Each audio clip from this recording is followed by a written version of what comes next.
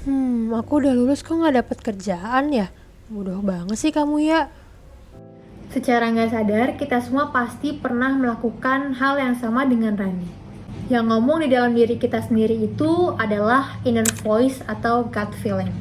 Inner voice ini bisa jadi sahabat kamu dan juga bisa jadi musuh kamu.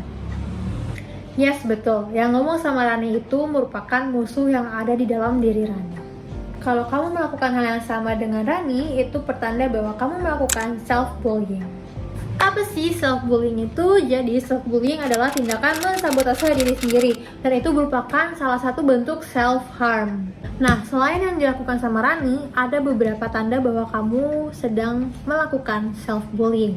Yang pertama, kamu nggak pernah merasa cukup padahal kamu udah melakukan yang terbaik. Kemudian yang kedua, kalau misalnya ada sesuatu yang nggak sesuai dengan ekspektasi kamu langsung nyalahin diri kamu sendiri, langsung jelek-jelekin diri kamu sendiri. Yang ketiga, kamu selalu berulang kali menghina diri sendiri, kayak misalnya, lu bego banget gitu. Pokoknya kamu selalu menghina diri kamu sendiri, nggak pernah melihat sunshine in your body.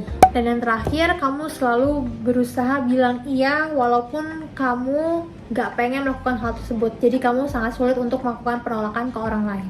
Secara gak sadar, kamu sering melakukan hal-hal yang tadi aku sebutkan, padahal thoughts atau pikiran kamu itu sangat powerful dalam membentuk diri kamu sendiri. Kalau misalnya kita tetap membiarkan inner voice kita itu jadi musuh, lama-kelamaan itu akan mengganggu kesehatan mental kita. Aku baru-baru ini mengalami hal tersebut, dan ini dia cara aku untuk stop bully diri sendiri. Yang pertama adalah aku berusaha semaksimal mungkin untuk tetap tenang.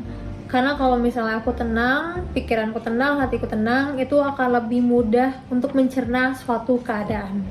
Nah, cara aku menenangkan diri, aku bisa mengalihkan perhatianku ke hal-hal lain. Misalnya kayak aku coba baca buku, nonton, atau main dengan hamster aku. Nah, itu kita lebih tenang.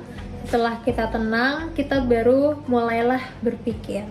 Setelah kita menenangkan diri sendiri, hal berikutnya yang bisa kita lakukan adalah self-awareness. Kita harus meningkatkan kesadaran diri kita bahwa yang kita lakukan ini adalah merupakan hal yang tidak baik.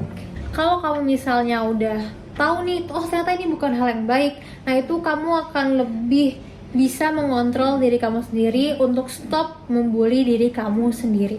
Nah, setelah kamu udah aware nih sama yang kamu lakukan adalah merupakan self-bullying, kamu bisa ubah dari membandingkan diri sendiri dengan orang lain, malah kamu menjadikan orang lain itu sebagai inspirasi. Kalau misalnya kamu berpikiran positif bahwa, oh si A udah bisa mendapatkan pencapaian-pencapaian di hidupnya, berarti otomatis kamu juga bisa. Cuman memang tamannya aja yang berbeda. Nah, kamu bisa jadikan hal tersebut sebagai motivasi di dalam diri kamu.